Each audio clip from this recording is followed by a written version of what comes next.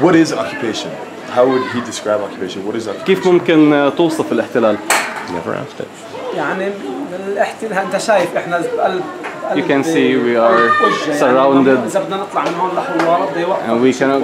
And even if we gone out 10 kilometers away, they will stop you on checkpoints. إذا جندي وقف ولا مجندة وقفت هنا. One soldier can stop you and get you back home. by the force of guns, and you can go to Jerusalem. They are making everything very difficult, and sometimes they give you a very tiny space and then they lock it up again. ايش يعني الاحتلال او ما هو الاحتلال؟ مش الاحتلال، محتل البلاد. عندي صوتها؟ محتل البلاد. It's when a country is occupied. ونحن ندخل على القدس. And when we are not allowed to enter Jerusalem to pray. مش عايشين بحرية هالبلاد. And when we are not living in freedom in this country. شو بدي أحكي غير هيك؟ What else can I say? Give me an example of a freedom that you would want that you don't have. أعطيني مثال على حرية بدك إياها بس مش موجودة. زي شو يعني؟ إشي أنت مش حر تعمله because of occupation بسبب الاحتلال. بسبب الاحتلال أنت ممنوع عن هاي الشغلة مثلا.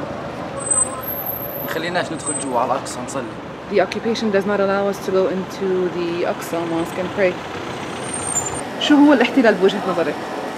الاحتلال يعني ياخذ إشي مش من حقه ياخذه. It's when someone takes something that is not their right.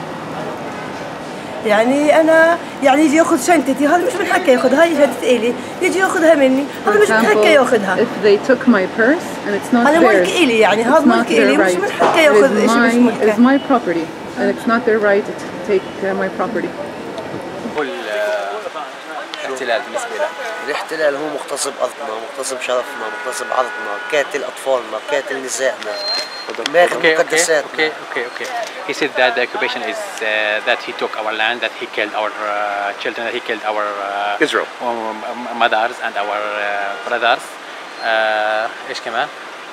واحتلال محتل جميع بلادنا، ماخذ الخيرات، ماخذ المقدسات، ماخذ كل إشي حلو في البلد هاي ماخذها.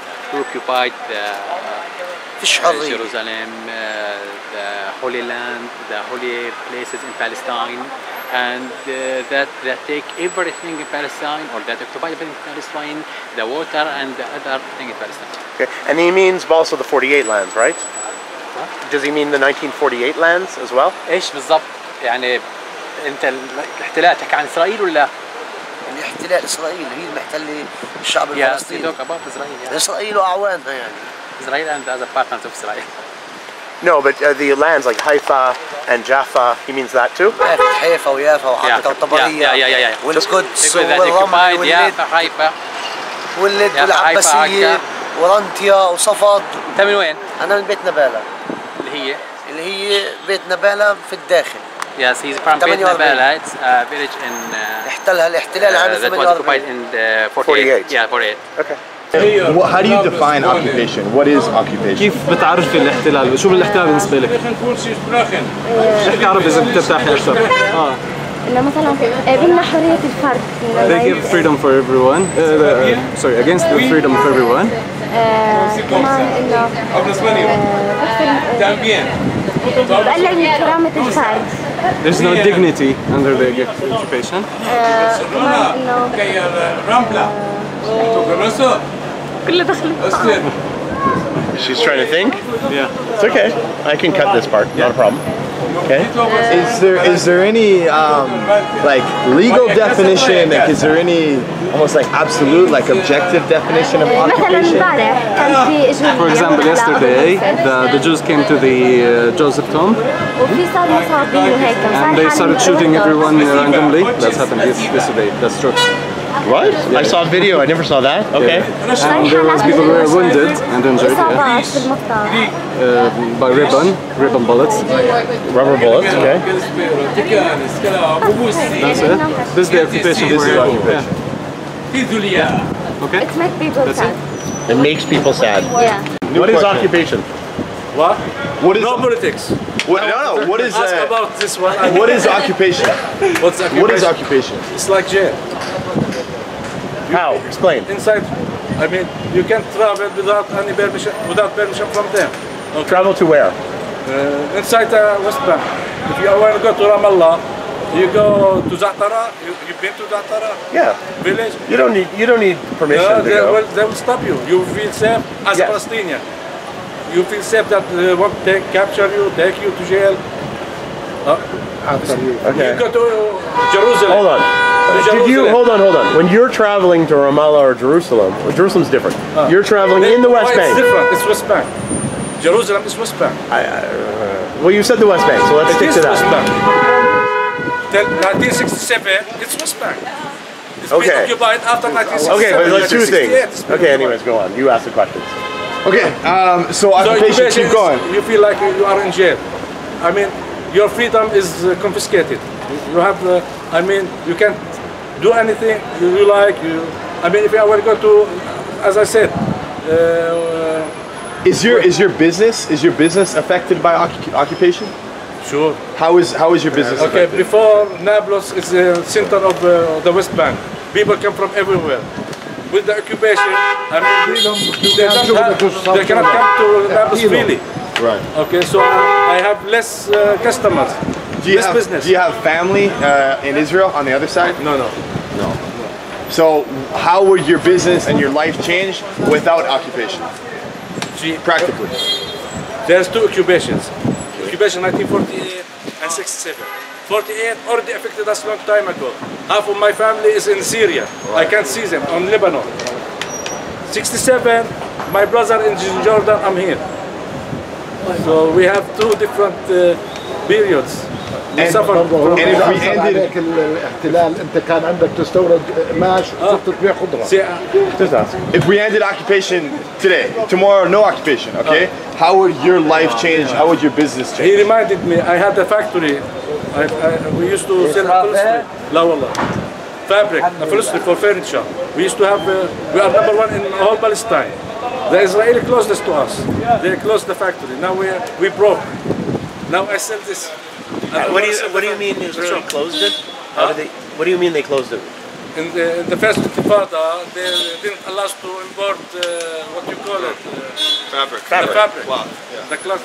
No, the fabric for the. What is occupation to you?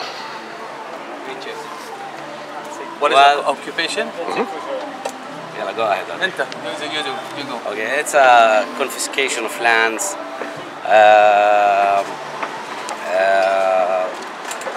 Hands-on resources, water, and very important basic resources. You know what means lands and water. Okay, and wait, when you're referring to lands, are we talking about 48 lands or 67 lands? Well, let's say 67 because we're living on the 20% of the 67 lands. Okay. So if we are talking about 67, so we live on 20%. And water resources. We have a lot of water resources that are controlled by the Israeli authorities. Also, in addition to the different restrictions, like checkpoints, blockage, detainees, attacks, shocks, demolition. Shocks. I mean, shocks means like attacking people violently by the Israeli authorities. Also, it means restriction on movement, characterized by the checkpoints. The checkpoints going into Israel? Checkpoints into the West Bank. No, not Israel, into the West Bank. I'm from Ramallah. I live in Ramallah. I'm from Jenin, in the Northwest Bank. So at weekends we go visit families, and there are on my way to Zababdi, small village in the Northwest Bank. I have to cross two checkpoints. Two checkpoints, Zatara checkpoint and Hawara checkpoint. But I go through Hawara all the time and I've never had... Like for example, this morning, Zatara was closed. Was blocked. Zatara I don't know, but at Hawara I'm there every 2 weeks and I've never seen a checkpoint. Yeah, that's fine. No, there is one, but usually it's open. Usually it's open, there's no soldiers. Sometimes there is soldiers, but they don't do anything. But you just pass. Okay. It's a checkpoint. There are soldiers. I mean, there are soldiers. They can show up anytime. That's the point. Okay, how often? Wait, this is common. How often? Wait. How often do you estimate when you're coming back? Are there soldiers there? How often, percentage-wise? In the last month, in the last year, or whatever year. 70%, I think. Because I'm there every 3 weeks and I've never seen a soldier. How long have you been here in Palestine? 6 years. 6 years.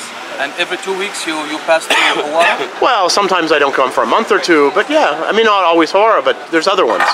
Or I see the soldiers kind of standing there and they're not doing anything. Maybe that's the thing. No, because Palestinians tell me that they tell me that I'm lying, and I'm like, but I don't see them. No. So sometimes you're right. You're right. They might like exist at the checkpoint, but do not restrict your movement. And other times they stop you and inspect the car. You know, sometimes. I've had that at flying checkpoints, not at those, where they were looking for somebody. Yeah. So they would like look at a picture and they'd look at you and then no, go. Yeah, you know, that kind of thing.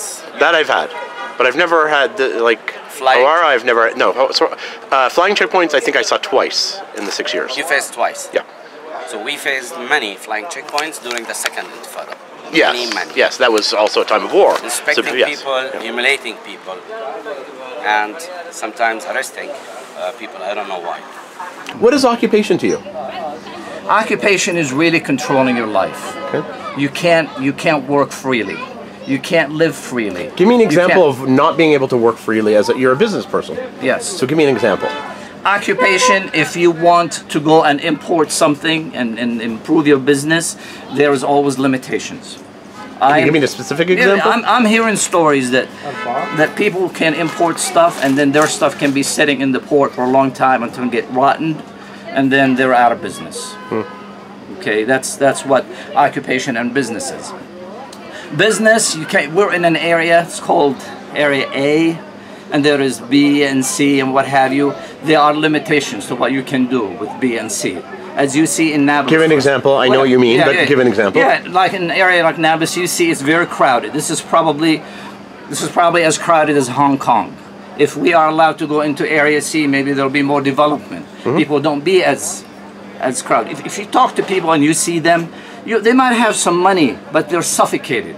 Kids are suffocated. You know, they don't have the freedom. So, for example, if you wanted to start, let's say you want to set up your own community outside of Nablus, which is in Area C. Yes. You need Israeli permission, obviously, because it's Area C. Yes. And unlikely, I don't know if anyone's tried, I have no idea, but unlikely to happen, or at least it doesn't seem to be happening. So you feel like you're stuck in these small cantons, these small areas. Yes, there are limitations. Just clarifying for the viewer. Yeah, there's limitations. So I see limitations. And then travel is a big deal. I just told you, I just turned 55. You know, I'm a Palestinian born here with American citizenship. Yet I wasn't able before the age of 55 to travel freely. Into Israel. Into what I just said to you, that this is my grandfather's place. His grandfather was originally from Jaffa, and he went to see it. And then my father and his siblings were all born in there. Yet I could not travel. Prior to that, years before, I was able to travel. And then, so that creates a suffocation. You feel like you're limited. Now, you know, make the trip and go from here to Jordan. There is the bridge. You feel like there is a one border, second border. How long does it? I've never done that one because I'm not allowed at it. How long does it take to get through the border as a Palestinian into Jordan? I think it depends. It depends on the number of people that are traveling. And then two, it depends on the mood of the Israelis. I have been witness to both. I got stuck in a bus in a temperature of 100 Fahrenheit and above. Okay, for many hours until we got allowed to go. There was no air conditioning, or there were some air conditioning in some of these buses, and sometimes there were none. So and then you'd hear the kids cry. And I truly associate that. Now I cannot tolerate kids crying. Even here in my shop, when kids cry, they remind me. Truly, this is not BS. Truly, they remind me of that experience, that getting stuck in a bus, waiting for your turn to cross into your homeland. How many hours was it? There were times where many, 3 or 4 hours. There were times where they didn't have anybody, so you can go. Hey guys, if you want me to come to more places like this to ask Israelis and Palestinians what they think about the conflict, please help me by subscribing. Welcome. Termis, welcome. By donating. By donating down in the description. Thanks a lot.